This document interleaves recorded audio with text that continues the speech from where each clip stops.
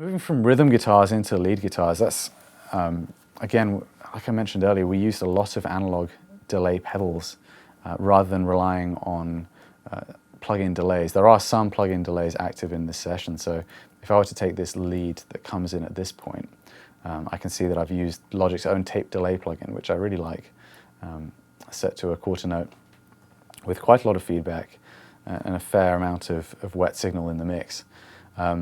I used to always reach for delay and reverbs when I was mixing lead guitars, and these days I've tried to challenge myself as to exactly why. Something might need a reverb or a delay. Really the idea is to try and set it into the mix, and especially if it's a solo, it can give an exaggerated sense of sustain to have the delay trails coming back at you. But if possible, I try to keep it to a minimum.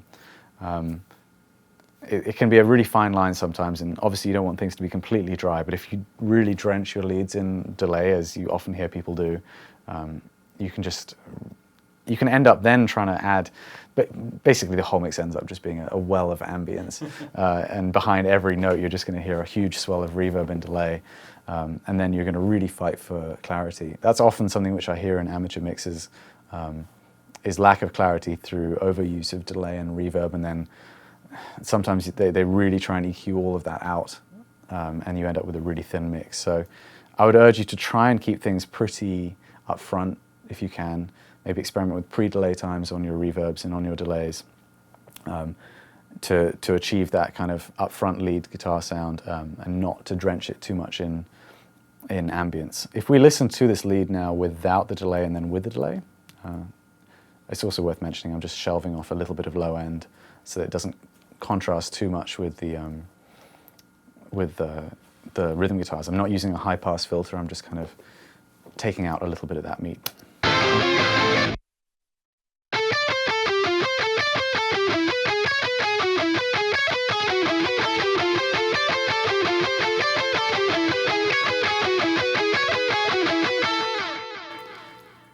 So in this case, there is actually a fair amount of delay on there, but it's kind of a rhythmic part, and there's an interesting interplay between the delays and the notes played within the lead. So that would have been the decision made there.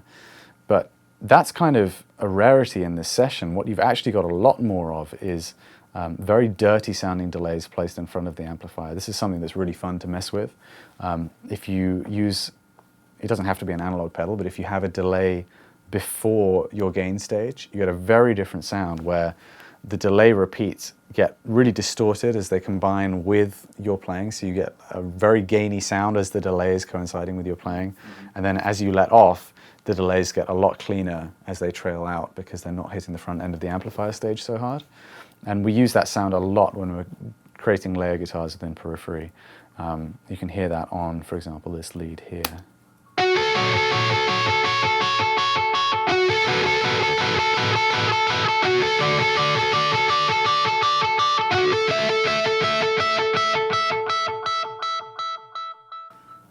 You can kind of hear that on the trail there.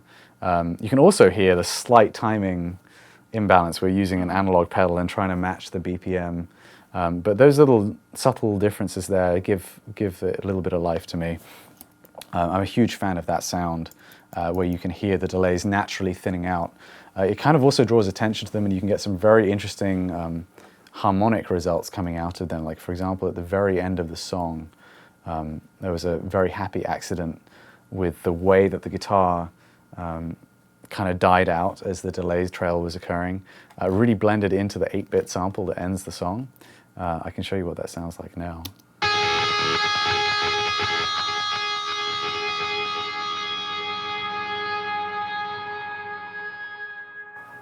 You can hear it kind of turned into a whole load of extra harmonics above, and I've exaggerated that with a bit of automation that you can see on there where I'm actually sending it to a reverb as it fades out to extend that, because I guess we liked it so much that we wanted to extend it. But that kind of sound really can't be achieved by placing delays after the guitars. You'll tend to get a clean reproduction of what went in.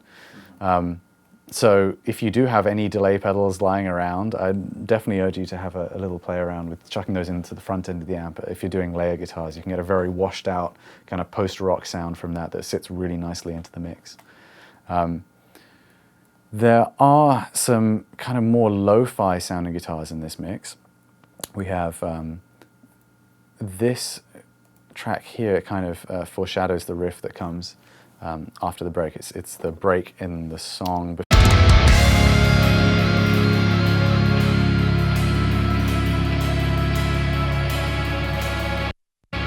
So it's the break in the song before the riff in 7, the kind of stompy rock riff. And there's some fun plugins that you can mess around with creating lo-fi effects. One of my favorite ones to use is, it's called the King's Microphones. It's made by Waves. I think it was to coincide with, what was the name of the film? Oh, The King's Speech? The King's Speech, that's it. Yeah, that's right. They kind of dug up some old microphones that were used by various kings and queens and created this thing which is attempting to model the sound of these vintage microphones. And I guess it's supposed to be used to create like a broadcast, like a vintage style broadcast sound on a spoken word voice, but they really sound very messed up if you chuck a guitar through them.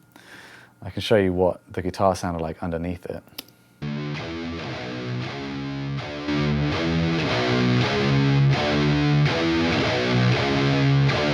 It's worth noting it sounds like we used a fuzz pedal on that. We did occasionally mess around with varying types of distortion in front of the guitars. You can hear it's a very grungy kind of sound. But that plus this plugin here is just going to give something that sounds so kind of lo-fi and ambient.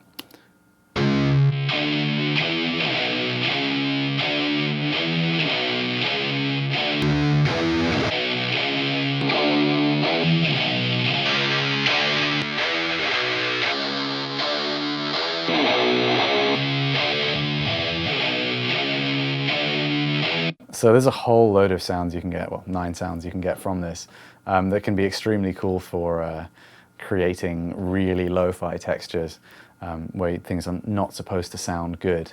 I seem to have combined that with, yeah, some EQ here, I guess, to give it a bit more low end, but also to take out the worst offending of the scrapey frequencies. So with that EQ.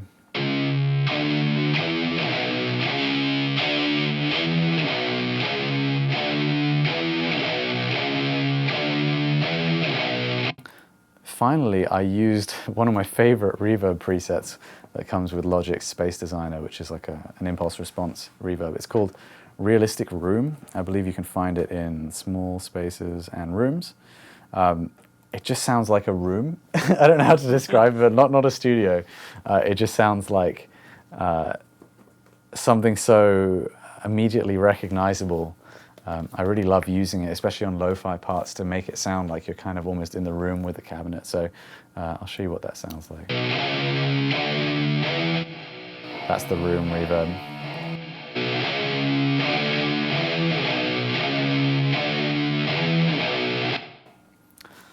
And that's a really grungy sound effect that kind of works nicely in that break. I do really like to use short reverbs sometimes with lo-fi effects or prominent parts to give a sense of ambience that's perhaps different than what you would normally hear in this kind of music, where you get like very upfront guitar tones, very dry sounding textures, and or either dry or extremely lush. I think sometimes it's nice to bring in some kind of lo-fi ambience onto various things.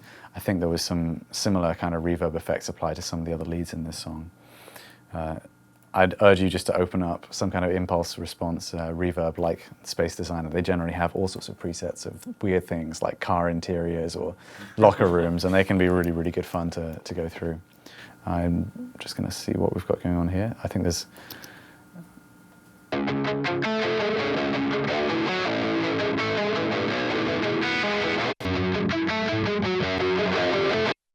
So here's another lo-fi effect courtesy of another FabFilter plugin, which is a saturation device. And FabFilter also bundles some really, really good presets with their software. And sometimes I just like to go through and find something which I'd never have thought of. Sometimes they're like arpeggiator style sequence things, or sometimes they're just extreme distortion types, or, I mean, there's some really weird stuff in here. If I were to give you check this out, I'm sure it's going to be weird.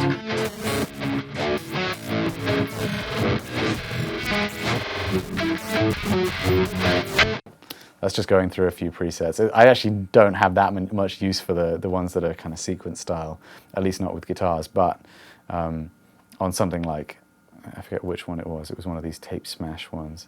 On something like the lo-fi part we were just listening to, it can be just the ticket sometimes, if you're lacking the creativity. Let me find the original, there we go. I think I must have modified a little bit. What's very cool about this is it's a multi-band distortion device, so you can choose to distort various parts of the audio spectrum separately. So clearly I kind of used it as a bit of EQ and distorted things a little bit differently through the range. Highly recommend that plugin for all sorts of fun. What else have we got? We've got a couple of tracks here which I think actually date back to the original demo of this song. And something worth mentioning is that I really have no problem with using tracks that were from a demo. Sometimes you just get the take, or the sound that just perfectly encapsulates what you're going for. And it can be really difficult to recreate those in a studio setting. As long as it's tracked in tune, and especially if it's a background part like I think this is, it can be fine just to drop these straight into the session and not waste time trying to recreate something that was already really good. So I believe these are just kind of more textural ambient guitars that we've got here that were created with various patches on the Axe effects. Again, the Axe effects is the primary unit we used for tracking guitars on this album. It has a huge amount of really cool and some really crazy effects that can kind of turn guitars into more of a pad sound. And we certainly use a lot of those through the records. Hopefully you can hear that here. I think that's what...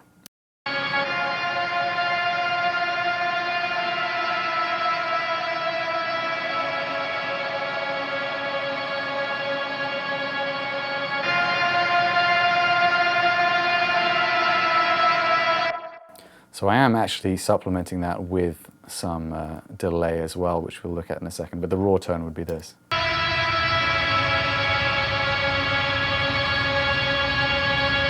So there's obviously some extreme delay, reverb, and octaver effect going on there. And I think Jake produced that sound. I think it was his part, this part of the song, and I think it was from his original demo. I don't even know if he necessarily knows what he did, but he was probably messing around with some effects chain, and that was the result. But that kind of sound can blend really nicely, almost like a string pad or something underneath what you're doing. I EQ'd some of the top end out of it, using track spacer here again, which is sidechained from, that's right, I've used it sidechained from the main rhythm guitar bus, so that it doesn't get too much in the way once everything kicks in. It must be quite a subtle difference though. What part of the frequency range? That must be a pretty wide band thing, I think. I'll just unsolo the whole mix just so we can see.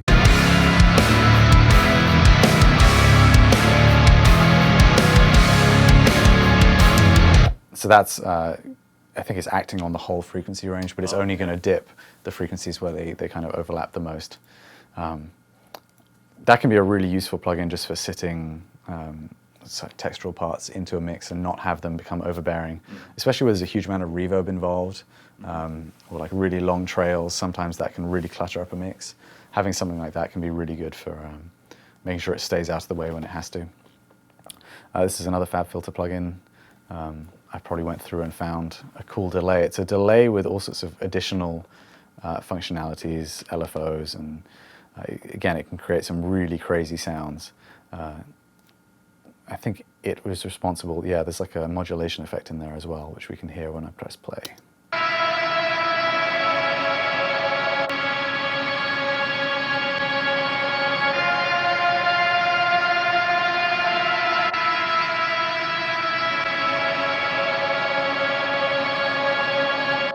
Kind of like a choral feel. Exactly, yeah. So I think the other guitar doesn't even have that effect on it, but there's two guitars doing that, and I think that must have been to kind of, it's creating like a low octave that's wobbling around.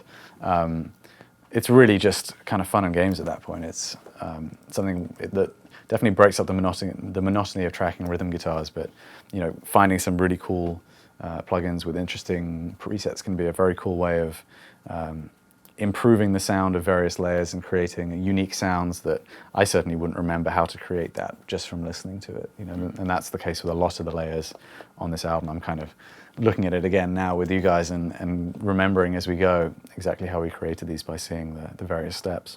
I'm conscious that there might well be some questions about guitars that I'm not getting into.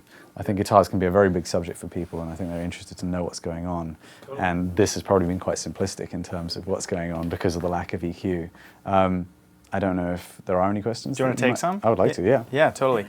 Demetrio wants to know, do you pan all your rhythm and octave guitars hard left and right, or do you pan the octave doubles slightly more inward? I always pan things really hard out to the sides when it comes to guitars. Sometimes the textural layers, like I believe here we have we have two lead guitars that are playing the same part an octave apart, and those are just slightly panned out to each side to give a little bit of differentiation, but essentially I'm treating that like it's one guitar part. Anything that is a doubled guitar part, like a rhythm guitar, is always going to be panned to the extreme outsides for me. I don't like that encroaching on the center section of the mix, and in fact I do use a little bit of stereo widening, or I did on this mix at least, to increase the wide effect of the guitars. Cool. Why would you opt to use an octaver rather than just record the part an octave higher? The octave, it would be an octave lower, right. But there's a certain effect. We're using the octave effect before the guitar amp, so kind of similarly to with the delays, it reacts very differently, like the amp is struggling to deal with the extra low-end information that's coming through. But it's also dealing with there's something about both octaves hitting the amplifier stage at the same time that generates a cool sound, more like the amp is breaking up and really struggling to deal with it. And that's kind of the sound that we wanted when we were doing this. You could definitely experiment with that.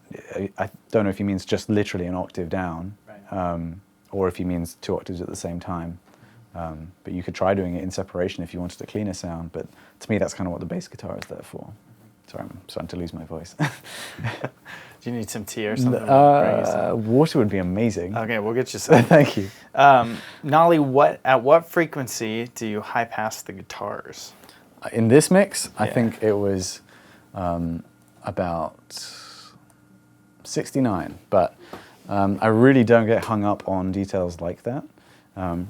If a guitar is well tracked, then generally there's not going to be a huge amount of sub-information there. I find that often it can be easy to high pass too high because of a problem that could be dealt with by maybe making a smaller cut higher up in the spectrum instead of just eliminating all information beyond that. I actually like my guitars to have a fair amount of low mid and low end information. I don't really like when guitars are super thin, and to me it kind of blends better with the bass when you have a little bit of extra extension on the guitars, and especially when you're tuning as low as we are in some of these songs. This song is not that low, this is tuned to an A, but some of the 8-string songs that we tracked on the album really benefit from having that extra octave underneath the guitars there.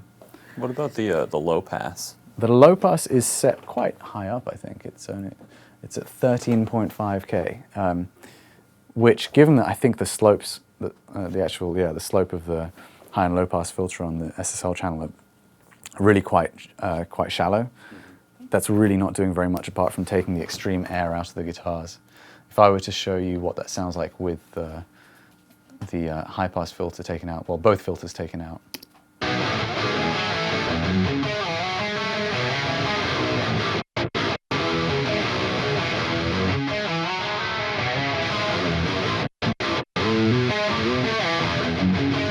It barely makes any difference what I set the low pass to.